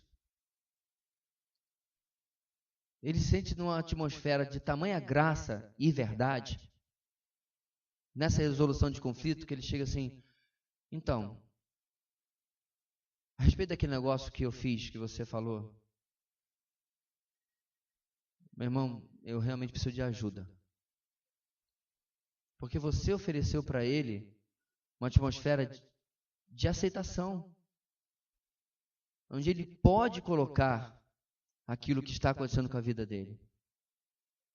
Que ele pode, agora sim, não mais diante de um fofoqueiro, mas de um irmão em Cristo que está disposto a ajudar, abrir o seu coração e buscar ajuda. Fonte de poder. De onde vem a minha usina de força para atacar? Carne, orgulho. E para recuar? Carne, medo. Ah, você achou que era do Espírito? Não. Já não falei, meus irmãos, que não é uma atitude, não. Eu prefiro não causar conflito. Bandeira branca, amor. Eu quero paz. Não. Você quer camuflar a realidade, fingir que está tudo bem, engolir sapo. A vida inteira, se possível. E sofrer terrivelmente por causa disso, porque você vai sofrer as consequências no relacionamento e, como eu disse agora há pouco, às vezes até somatizar. Tá? Agora, deixa eu abrir um parênteses aqui. Isso não significa, meu irmão, que eu não vou mais engolir sapo. Significa também que você vai chover fogo e enxofre em cima da pessoa, porque afinal de contas você não vai mais... O caminho é outro, nós estamos vendo aqui. A alternativa de recuar, aí você parte para o outro lado, que é a alternativa de atacar. E nós estamos vendo claramente, irmãos, que coluna 1, não. Coluna 2 também não. É a coluna 3. Qual é a alternativa do Evangelho? A fonte do poder é óbvia. É o Espírito Santo agindo na minha vida e capacitando a fazer, irmãos, aquilo que não é natural. Isso nós estamos tratando até agora, irmãos, como aquilo que eu deveria fazer nos conflitos, dificilmente vai surgir de mim mesmo. Certo? Eu estou sendo... É um eufemismo. Nunca vai surgir de mim mesmo. Porque não é natural na minha vida. Qual é o meu compromisso com atacar? Eu quero estar certo. Qual é o meu compromisso em recuar? Eu quero evitar conflitos. Qual é o compromisso meu com o Evangelho? Compreender e relacionar-se. chegar ao que está realmente acontecendo ali e resolver. E preservar o relacionamento e às vezes até restaurá-lo. Qual é o direcionamento daquele que ataca? Discutir ou dominar? O negócio é bater boca. Mas de quem recua, o direcionamento é negar e apaziguar. Esse apaziguar, irmãos, não é fazer a verdadeira paz e resolver conflito, não. É botar panos quentes. Conhece isso daí? É a turma do deixa disso. Que às vezes, inclusive, é elogiada. Eu elogiaria a turma do deixa disso se ele apartasse a briga e dissesse assim, cara, mas peraí, te acalma aí. Agora vamos lá resolver. Mas a turma do deixa disso quer só afastar os dois e manter os dois afastados. Não há objetivo de resolver absolutamente nada. Qual é a alternativa, irmãos, do direcionamento do Evangelho? Comunicar e convidar. Você já reparou, vamos parar aqui, que a terceira coluna, meus irmãos, é exatamente aquilo que o Senhor Deus fez conosco, através de Cristo do Evangelho. Ele trouxe arrependimento e perdão. Ele traz a capacitação do Espírito Santo para chegarmos a esse arrependimento e perdão. É a fonte do nosso poder. Ele compreende e se relaciona, o relacionamento é restaurado com Deus. Eu compreendo o Evangelho. Ele compreende que eu sou pecador. E o relacionamento é restaurado. O que mais? Comunicar e convidar. Ora, não é a proclamação do Evangelho que comunica as verdades de Deus, do perdão de Deus, da justificação, do sacrifício na cruz e convida o ser humano a esse relacionamento? Que mais? A vida... já estamos no próximo agora. Qual é o sentimento? A vida é sem riscos. A vida é menos dolorosa. Atacar e recuar. O que o Evangelho faz? A vida é um desafio. Perceba, irmãos, que quando o meu sentimento é apenas de atacar, eu não tenho risco nenhum, porque eu estou atacando. Perdão. Eu acho que não tenho risco nenhum. Porque eu estou destruindo o meu relacionamento, vivendo, abafando a outra pessoa que recua. E aí alguém diz assim, temos 50 anos de casamento, nós nunca brigamos. Aí o outro está do outro lado. Claro! Se oprimiu e dominou a narrativa dos últimos 50 anos, não tem conflito mesmo não, nenhum. Enquanto que o outro está... 50 anos de casamento, nunca tivemos um conflito, nenhuma briga. Não é, amor? É um gatinho assustado no canto. Por quê? Agora, irmãos, isso vale para homens e mulheres, tá? Eu tenho um caso claro de um homem que engoliu sapo a vida inteira até o ataque cardíaco. E a mulher falava mais do que o cara do pregão do leilão da Bolsa de Valores. Meu Deus do céu. Isso, aquilo, o tempo todo. E ele, tá morto hoje. True story. História verdadeira. E, obviamente, tem pro outro lado também. Aquela mulher sem brilho na vida, Porque em lugar de resolver os conflitos, de novo, olha lá a última parte, a vida é um desafio. Aí vai uma dica aqui, meus irmãos. Casamento é maravilhoso. Solteiros, não quer viver isso aí? Já sabe a minha resposta, né? Mamãe, voltei da BD hoje com a resolução. Vou construir aqui uma ridícula aqui atrás. Ridícula, desculpa. Uma ridícula aqui atrás e vou viver aqui a vida inteira, até vocês morrerem eu tomo posse da casa, porque o negócio de casamento aí é complicado. Pois é.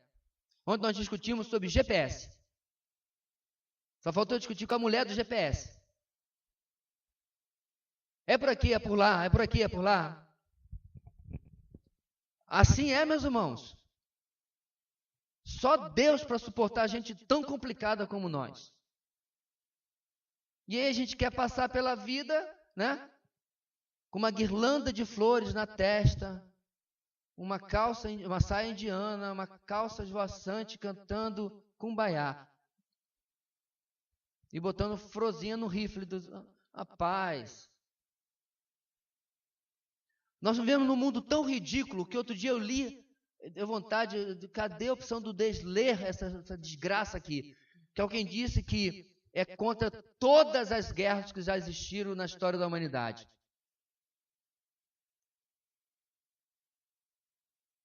O que aconteceria, meus irmãos, se não tivesse existido a força aliada na Segunda Guerra Mundial?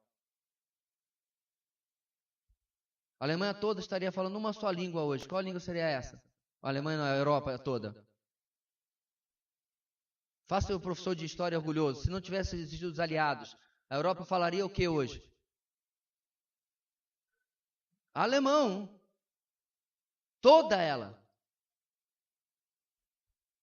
Porque o que o camarada citou lá no post dele, veja, por exemplo, o dia D. Tantas vidas jovens desperdiçadas. Não, a gente deveria ter passado com o avião e ter jogado flores sobre os nazistas. Com certeza ia resolver melhor o conflito. Então você vê, meus irmãos, a vida é um desafio. Quer seja no plano de 1 a 1, como no plano global. Não é fácil.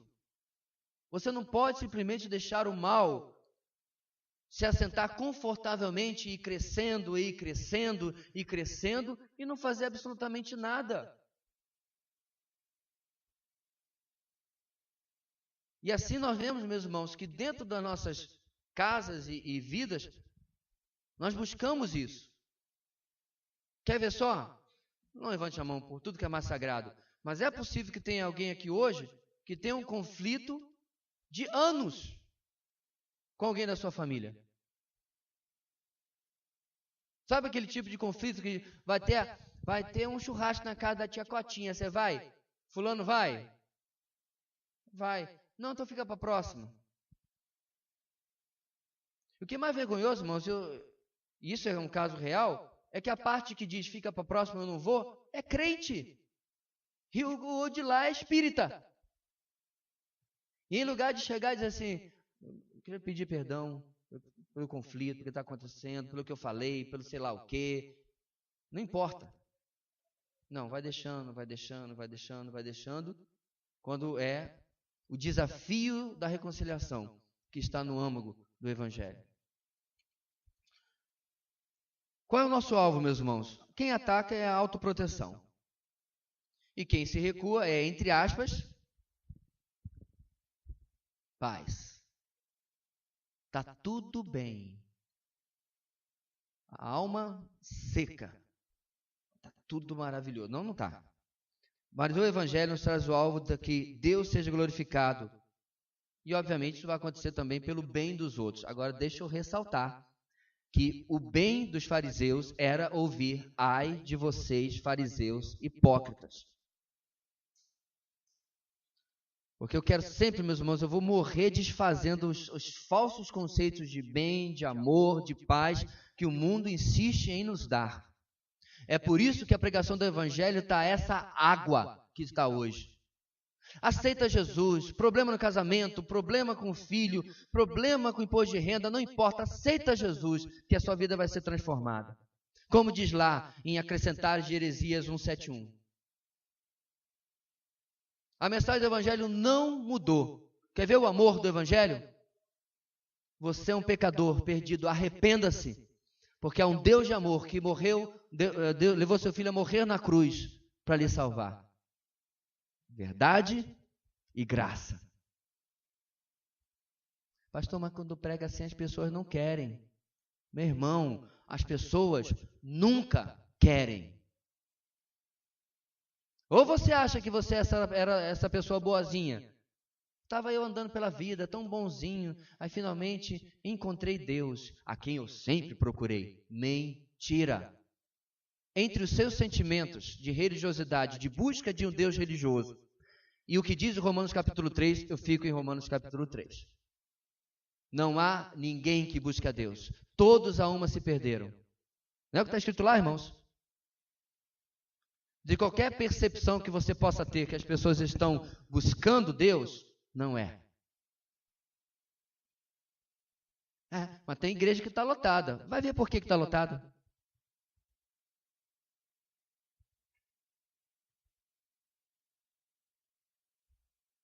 Parece mais uma boate do que uma igreja. Parece mais um clube de entretenimento do que uma igreja. Aí você vai dizer que as pessoas estão atrás do Evangelho e de Deus? Faz o seguinte, foi o teste que eu dei para um camarada. Procura sua liderança lá naquela igreja, daquela que não cura terra alguma, e diz assim, vamos tirar o globo de vidro, vamos tirar a fumaça do culto jovem, vamos sentar, cantar, orar e, ler, e pregar a Bíblia. Aí você vai ver quem vai ficar. Aí você vai ver quem vai ficar. Eu não estou me referindo só aos jovens. Tira as festinhas sociais e você vai ver quem vai ficar. A evasão vai ser assustadora. Porque, meus irmãos, nós vivemos um meio social que tem trazido isso para dentro das igrejas, de falsos conceitos de paz, de amor, de evangelho. E isso vai refletir também na resolução de conflitos de maneira equivocada. Para terminar, meus irmãos, qual é o resultado de quem ataca? Mágoa, dissensões, e de quem recua, rancor, separação. Vai guardando para si. Qual é o resultado do conflito pelo Evangelho? A resolução de conflitos pelo Evangelho. Restauração e reconciliação. Agora eu pergunto, meu irmão. Minha irmã, pelo amor de tudo que é mais sagrado, olha para aquela terceira coluna lá. Estou parecendo aquela mulher que fica corrigindo português na rede social, né? Tá batendo assim. Olha para aquilo lá. É difícil nós tomarmos uma escolha? No mínimo, tomarmos uma escolha do que é o melhor. Você quer viver uma vida apenas estando certo, mas não resolvendo problema algum? Você quer viver uma vida menos dolorosa, mas cheio de problema, porque não resolveu conflito algum? Você quer viver uma vida de insegurança, de orgulho, de medo? Se você quer, eis aí a receita. Mas a palavra de Deus nos mostra, meus irmãos, no exemplo do que Deus fez conosco no Evangelho, que nós temos a opção de arrependimento, perdão, Espírito Santo, compreender, relacionar-se, comunicar e convidar, viver a vida que é um desafio, a glória de Deus, o bem-estar dos outros, restauração e reconciliação. Que coisa maravilhosa! Isso esvazia, meus irmãos, divã de psiquiatra. Isso esvazia consultório de terapeuta. Isso traz cura para a alma, restauração para a alma. Porque grande parte, meus irmãos, do que a gente está travado na vida, 99% vem dos relacionamentos. Ninguém chega no consultório e diz assim, por que você está aqui? Porque o meu cão preferiu o meu pai, ele não gosta de mim. Já viu um negócio desse? Agora, quantas pessoas pagam 150, 200 reais para alguém ouvir uma hora os seus problemas? Porque, de repente, na minha casa, o meu pai prefere o meu irmão ou minha irmã do que a mim.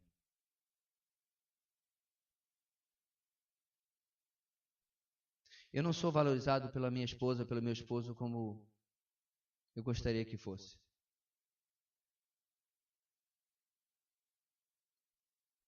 Essas questões pessoais você vai ouvir dentro dos consultórios. Eu digo para você, meu irmão, o Evangelho não vai fazer aquela pessoa lhe amar como você acha que você deveria ser amado. Mas o Evangelho vai lhe mostrar um caminho de que, para começar a conversa, você já é amado além do que você deveria ser amado. Nunca pensou assim, né? Eu e você já somos amados muito além do que deveríamos ser amados. E aí, como temos essa extensão e essa magnitude de amor aqui, eu estou mendigando as migalhas aqui do lado. E aí resuma tudo isso, a insuficiência, a falta que tem na minha vida, porque afinal de contas eu passei 30 anos casado com esse sujeito e ele nunca me valorizou como mulher, como homem, como avatar, ou sei lá o que. Eu nunca fui o que eu deveria ser para ele. Acho interessante, meus irmãos, que nós temos um irmão em Cristo que tem a esposa, você sabe de quem eu estou falando, que está no hospital em um estado vegetativo aparentemente irreversível há anos. Você já parou para pensar que no dia do AVC dessa irmã, todas as reclamações que ele porventura tivesse sobre o comportamento, o carinho, o amor, o papel de esposa e de mãe sobre ela, absolutamente cessaram? Eu não sei como essa irmã era. Eu nem a conheci. Mas se ele tinha alguma reclamação de que ela não fazia, não agia como ele achava que deveria, isso simplesmente se tornou irrelevante de um minuto para outro. E tudo que ele faz hoje, até onde eu sei, é viver cuidando da sua esposa, que não pode lhe retribuir em absolutamente nada. Talvez, meus irmãos, nós deveríamos servir as pessoas como se elas tivessem um estado vegetativo e não esperar nada delas. Porque não se engane, Deus não tem expectativas sobre você, Ele sabe exatamente quem eu e você somos. E ainda assim, você é amado com um amor além da compreensão. Somos amados de uma maneira que jamais um rapaz vai poder lhe amar, moça. Uma moça vai poder lhe amar, rapaz. Ou mesmo seus pais, ou suas mães, ou seus filhos, ou seus irmãos. Perceba, queridos, que eu não estou dizendo aqui que você deve simplesmente tolerar a omissão das pessoas. Você não deve tolerar, você deve, terceira coluna, resolver. Porque muitas vezes você está percebendo-se não amado por aquela pessoa, mas na verdade, ela não entendeu ainda como lhe amar. Lembra que eu falei aqui no começo que se eu agisse da mesmíssima maneira com todas as dezenas de vocês aqui, e depois alguém fosse um por um, como é que você achou do comportamento do Joveci? Como é que foi? Você sentiu que ele foi amoroso, verdadeiro com você? Uns vão dizer assim, rapaz, que homem. Outros vão dizer assim, que criatura. Da mesmíssima maneira. Mas por quê? Não se pode agir da mesmíssima maneira com todo mundo. Já pensou, meus irmãos, se eu cumprimentasse da mesma maneira a irmã Terezinha que eu cumprimento o Max? Ah, pastor, mas é a questão de idade. Meus irmãos, é uma questão muito maior do que idade. São pessoas diferentes. E nós precisamos amar, servir e ser verdadeiro com as pessoas de forma diferente. Eu não vou poder ser verdadeiro com o meu chefe da mesma maneira que eu sou verdadeiro com o meu filho. As relações são diferentes, a intimidade é diferente. E muitas vezes, meus irmãos, até o espírito é diferente. E o Evangelho vai responder esse procedimento em todos os casos. Para nós terminarmos, irmãos, queria só ler essa última parte, nós estamos um pouquinho adiantado no nosso horário. Uma abordagem centrada no Evangelho para resolver conflitos. É o que está na última sessão aqui nossa. Como você costuma lidar com os conflitos? Você é mais inclinado a atacar ou a recuar? Com quais descrições da tabela você mais se identifica?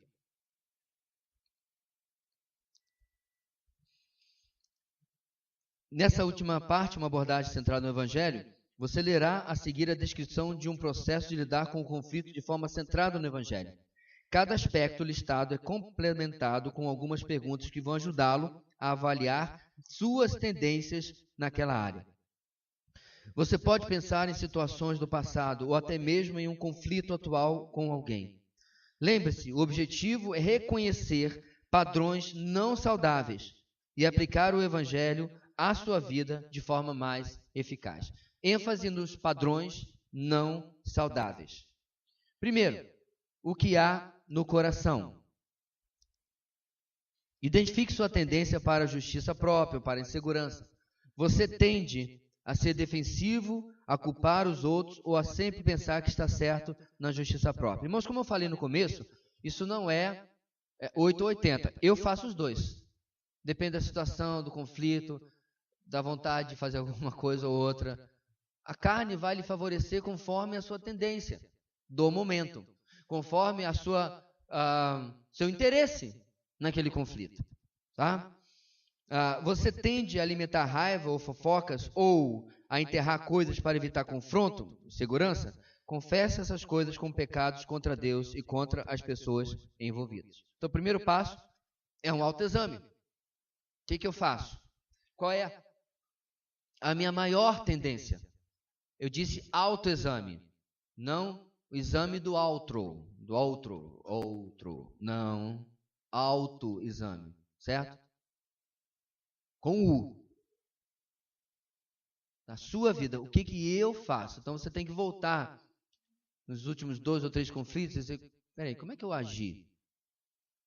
Será que eu parti para resolver a situação de uma maneira que ver se a minha razão, a minha justiça podia prevalecer? Ou eu recuei e sofri uma ilusória autonegação ali que nunca aconteceu? 2. Qual é a minha fonte de poder? Reconheça o que o impulsiona a atacar ou recuar. Você está preocupado com a perda da sua boa imagem, com o reconhecimento do seu próprio erro, com a perturbação da paz, com a desaprovação dos outros, tudo errado. Pela fé, declare sua confiança no poder do Espírito Santo para livrá-lo desse pecado de orgulho ou, do outro lado, de medo. Certo? Irmãos, eu tendo a pensar que você está se identificando bastante com o que está sendo dito aqui. Essa é a parte, meu irmão, em que você tem uma oportunidade, mesmo que rápida aqui, e que você pode, obviamente, levar para casa, de começar a reverter isso. Como é que isso está acontecendo na minha vida? Como é que eu impeço esse processo de continuar na minha vida? Terceiro passo, compromisso. Diga, comunique às pessoas envolvidas que você quer buscar uma resolução. Para ajudá-lo, identifique o que você tende a procurar em lugar da resolução. O que você substitui? Lembra do ad hominem? Você ataca a pessoa. Você lembra o que a pessoa fez de errado. Tá? Está certo, está seguro, conforto. Rejeite a busca dessas outras coisas, pois elas são falsas e destrutivas. Então, o assunto é X, nada então de Y, W ou Z. Vamos tratar disso aqui. Não vamos tratar a índole da pessoa, o que ela fez em 1983. Vamos tratar agora o âmago do problema. Nós tendemos em nossas discussões, irmãos, a derivar. Sabe o que é derivar? Pegar vicinais. Em vez de ficar na BR, a gente vai se... Tá indo, né? Para resolver o conflito. A gente vai... Peraí, não, porque mas você também, porque eu também, porque sei lá quem também, e todo mundo faz assim. Não, nunca, sempre. E o problema em questão, às vezes a gente pensa assim, a gente está brigando pelo quê mesmo? Nem lembra onde começou a história, porque já se desenterrou tanto defunto de outras questões passadas e não se resolve aquilo que está à mão. Muito bem. Direcionamento. 4. À medida que você se aproxima da pessoa com quem está em conflito, fale honesta e respeitosamente sobre seus pensamentos e sentimentos e convide outra pessoa a fazer o mesmo. Vocês se entendem? O que geralmente atrapalha esse entendimento? Raiva, tendência a argumentar, desonestidade, timidez, suposições sobre as intenções dos outros. Veja bem, meus irmãos, tudo que está dentro de parênteses aqui, você não tem controle. Vamos lá. Raiva. Um controle no sentido de que isso não é aquilo que vai direcionar o seu problema. Tendência a argumentar significa levantar sempre uma oposição àquilo que o outro diz. Nunca aceita a razão do outro. Desonestidade. Você exagera, você diminui, você inventa, né? Faz diferente. Timidez, você se retrai. Suposições sobre as intenções do outro. Você tem uma bola de cristal e você está vendo direitinho o que está acontecendo no coração do outro. E tudo isso aqui, meus irmãos, vai para o ad hominem. A questão ali em foco é abandonada há muito tempo. E, finalmente, sentimento e alvo. Fale sobre o que vai custar a cada um de vocês para resolver esse conflito. Especifique quais passos precisam ser dados rumo à resolução. Ore para que a vontade de Deus seja feita, a glória de Deus e o bem de cada um, como está ali na tabela, ou estava. Peça que Ele, Deus, o capacite a pagar o preço da resolução, agradecendo-lhe por pagar o maior preço, Ele, Deus, a morte, que resolveu o conflito maior de nossa rebelião pecaminosa contra Deus. Então, meus irmãos, as pessoas vão, de forma inequívoca, cometer equívocos, erros, causar conflitos conosco que nós vamos causar com elas. Isso aí vai perseguir você o resto da sua vida. Agora, você e eu temos que admitir como é admirável que determinadas pessoas conseguem ficar fora de mais conflitos do que outros. Isso, em grande parte, é uma manifestação do fruto do Espírito na vida daquela pessoa. E esse fruto do Espírito vai se manifestar também, como o Tiago vai falar, a gente vai aprender sobre isso até na próxima matéria, sobre o uso da língua, que é a arte marcial mais difícil de se dominar. Não é karatê, não é fujitsu, fujitsu é a marca de... Não tem nada a ver, né? É a arte marcial do Linguadu. A maioria, meus irmãos, é a faixa amarela. Tá para a gente ver uma faixa preta, que sabe quando falar, quando não falar, o que falar e o que não falar. Todas essas coisas, meus irmãos, vão originar ou não os nossos conflitos. É muito difícil um conflito não surgir que não esteja envolvido comunicação. Então, se nós começarmos, irmãos, uma medida preventiva do que falamos, do que como reagimos, nós vamos antecipar a possibilidade do conflito. Agora, quando isso ainda não for suficiente e ele realmente chegar, nós temos que usar de novo essa mesma comunicação que nós usamos sem problema nenhum para causar o conflito, para tentar resolvê-lo. E a dica aqui, meu irmão, é transparência, honestidade e foco no problema. Se você quiser tratar um problema que está relacionado a um outro, trate em situações diferentes. Então, se o problema circunstancial aconteceu por causa de algo que você vê na personalidade daquela pessoa, resolva primeiro o foco daquilo que aconteceu naquela circunstância.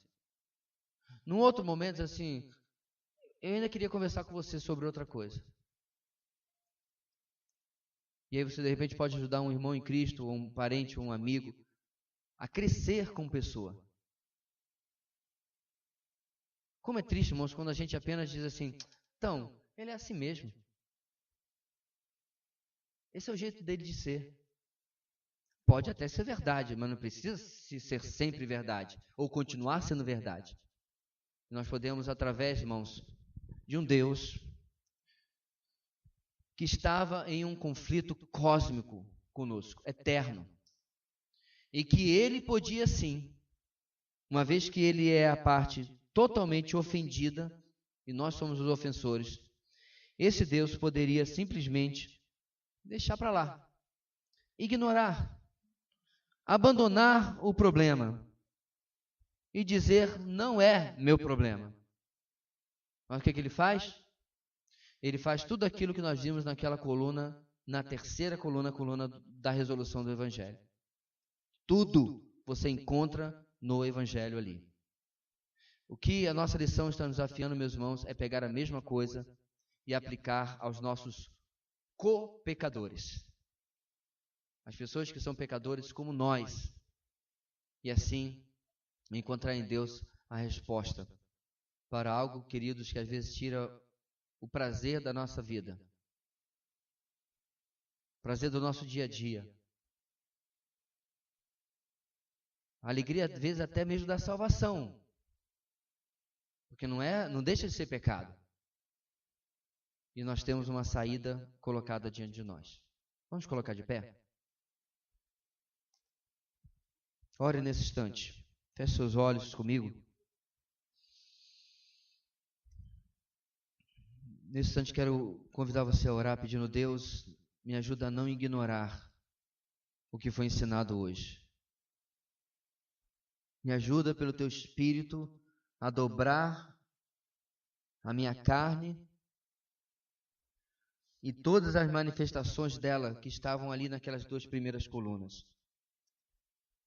E pelo poder do teu Espírito, conseguir viver aquilo que o Senhor providenciou para mim, para os meus conflitos. Pai, nós precisamos da tua ajuda, Senhor. Precisamos desesperadamente da tua ajuda. Porque o Evangelho, ó Deus, que nos reconciliou contigo, tem sido muitas vezes negligenciado para que possamos nos reconciliar com outros.